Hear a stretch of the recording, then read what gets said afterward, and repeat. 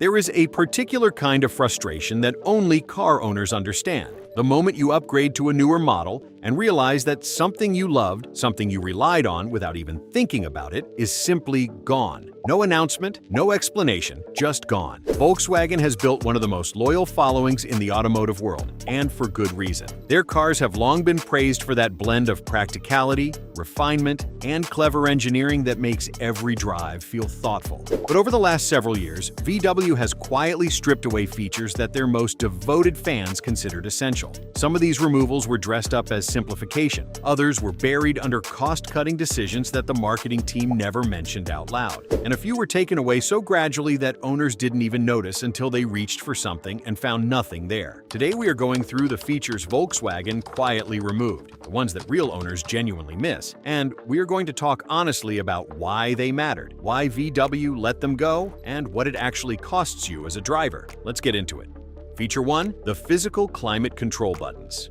If you drove a Volkswagen from the mid-2000s through the early 2010s, you know exactly what this feels like. You reached down to the center console without taking your eyes off the road, found the temperature knob by feel and adjusted it in under a second. Done. Eyes forward, safe. That tactile experience, the satisfying click of a real button, the smooth resistance of a proper rotary dial was something Volkswagen did extremely well for decades. Then came the push toward touchscreen integration and haptic sliders, and suddenly that simple, reliable interaction became a frustrating game of staring at a glass panel while trying to tap the right invisible zone. The Golf 8, launched in 2020, became the flashpoint for this conversation. Volkswagen replaced traditional climate buttons with a row of touch-sensitive sliders embedded beneath the infotainment screen. They are backlit, they look sleek in photographs, and they are genuinely maddening to use while driving. Owners quickly discovered that adjusting the temperature required a deliberate tap on a specific point on a flat surface, with no tactile feedback whatsoever. At highway speed, with road vibration, glare on the screen,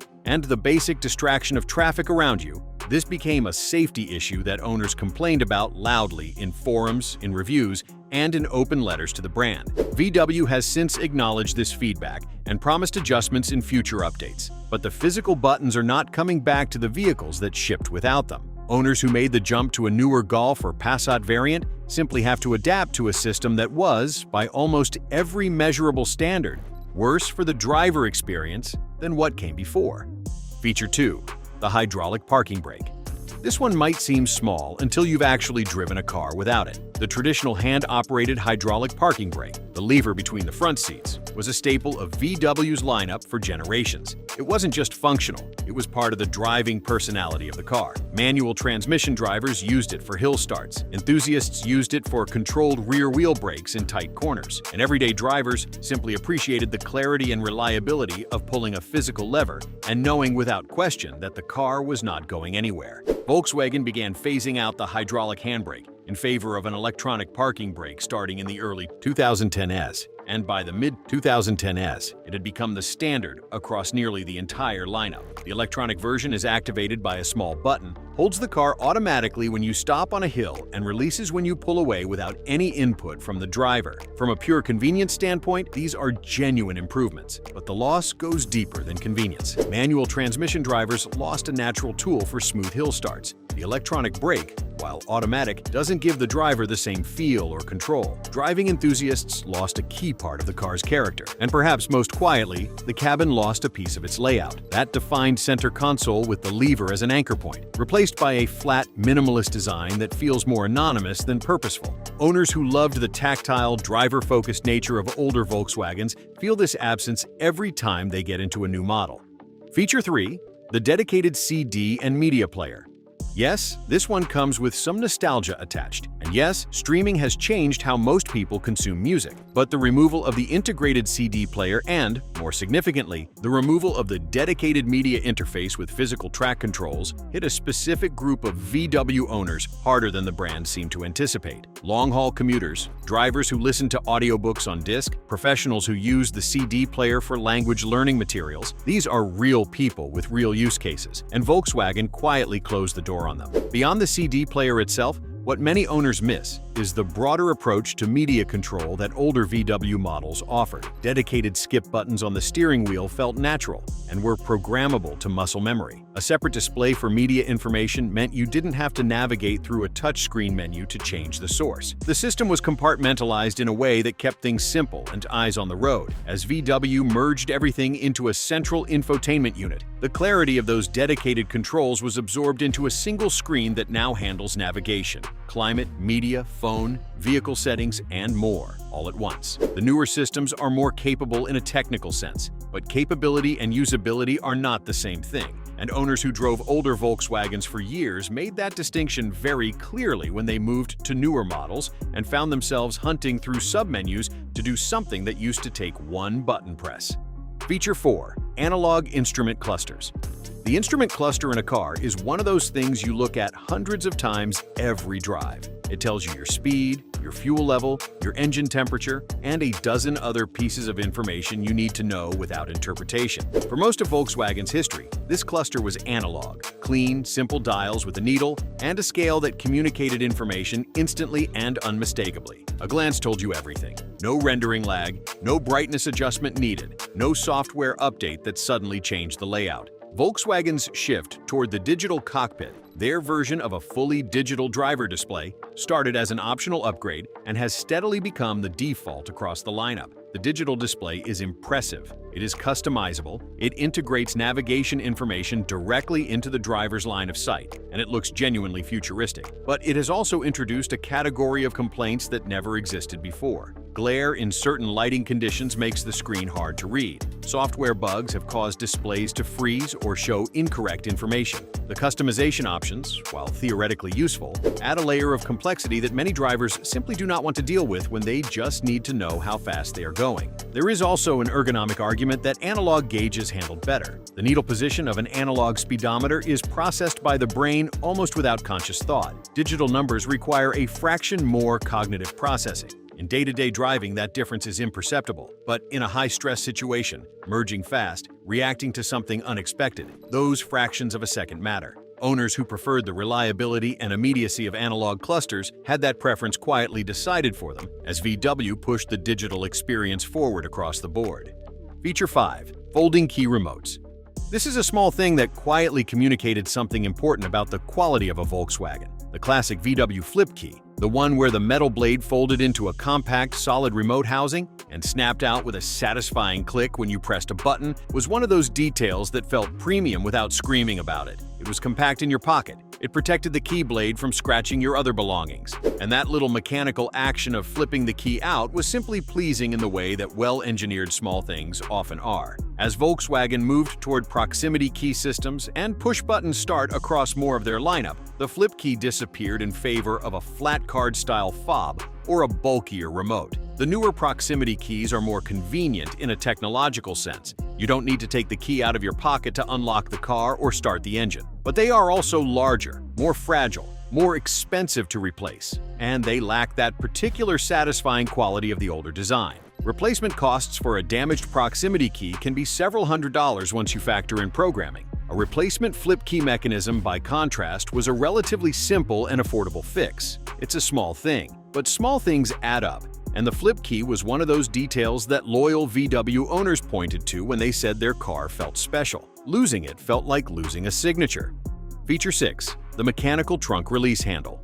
Older Volkswagen models had a mechanical release handle inside the trunk, a simple pull cord or lever that allowed anyone trapped inside to open the trunk from within. It was also useful for valet situations, for preventing accidental lockouts, and for giving a simple, fail-proof backup to the electronic release. It required no power. It had no software. It worked every single time with a physical pull. As Volkswagen's trunks became more electronically integrated, with motorized lids, soft close mechanisms, and touch sensors, the mechanical backup release was quietly removed in many models. The electronic release button inside the trunk remained in some variants, but that button depends on the vehicle's electrical system being functional. If the battery dies or the electrical system fails, owners have discovered they have very few options for accessing or exiting the trunk from the inside. This is not a theoretical problem. It has been raised by owners in enough real-world scenarios that it moved from a forum curiosity to a genuine complaint. The older mechanical release was a form of redundancy, an engineering choice that acknowledged that electronics fail and people need options. Its removal in the name of a cleaner, more integrated design was a trade that left some owners feeling like their car had become more fragile at the edges, dependent on everything working as intended with no backup plan when it doesn't. Feature 7. Retained accessory power. After engine off, in older Volkswagen models, when you turned off the engine, the car's electrical accessories, the radio, the windows, the sunroof, the interior lights, and stayed powered for a short window of time, typically until you opened the driver's door. This meant you could park the car, finish listening to a song, roll up a window you forgot about, or close the sunroof without having to restart the engine or fumble with the ignition position. It was a small comfort that became part of the rhythm of owning and using the car. In newer Volkswagen models, particularly those with push-button start and more aggressive power management systems, this retained accessory window has been shortened significantly or eliminated entirely depending on the configuration. Press the button to turn off the engine, and the systems go down almost immediately. Rolling up a window that was left open suddenly requires either restarting the car or reaching across to manually lift it if the motor is no longer powered. The sunroof behaves the same way. This feature sits at the intersection of comfort and thoughtfulness in car design. It acknowledged that parking a car is a process, not an instant event, and it gave the driver just a few extra seconds to complete that process without stress. The removal of that window, small as it sounds, is the kind of change that builds into a feeling over time. The feeling that the car is less cooperative, less attuned to the way people actually use it. Feature 8. The full-size spare tire.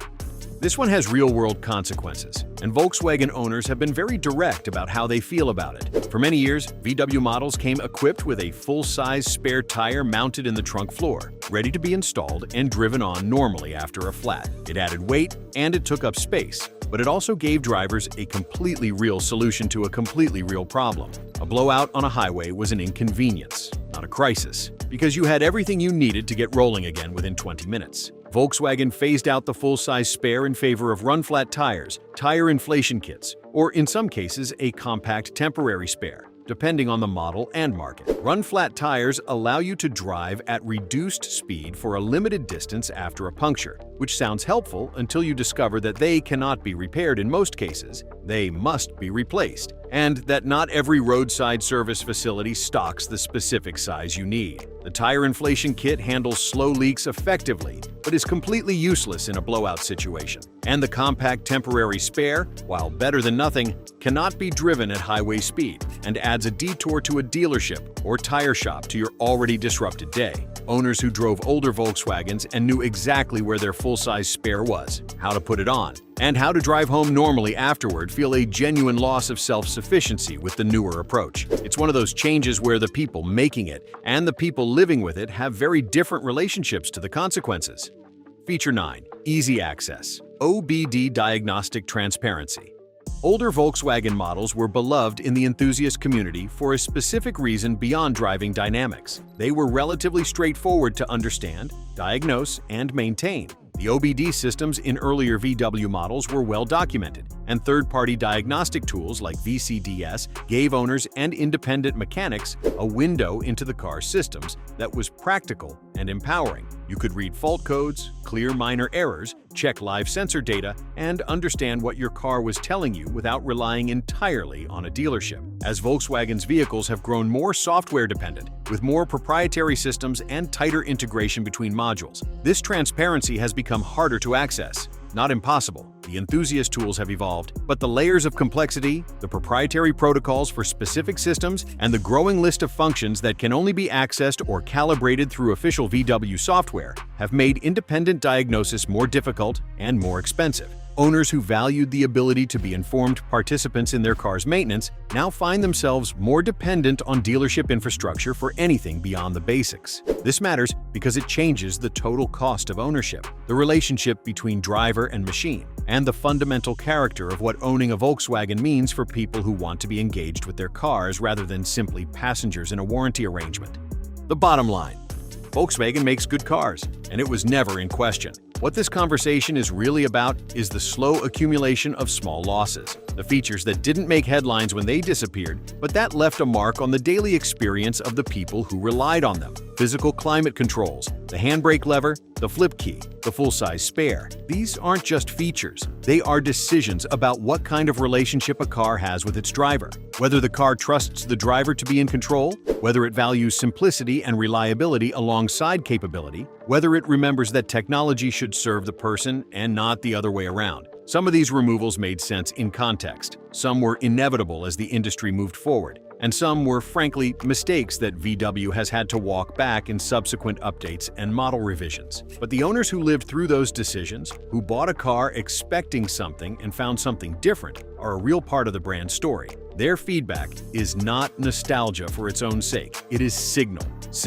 about what matters, what works, and what Volkswagen risks when it chases trends faster than it listens to the people who love the brand most. If you have owned a Volkswagen and there is a feature you missed that we didn't cover today, drop it in the comments. There is a very good chance you are not alone. And if you are new to the VW world and trying to decide between models and generations, let this video be part of your research, because the spec sheet will tell you what a car has, but the community will tell you what it lost. Subscribe if you want more of this kind of honest, owner-focused content. We will see you in the next one.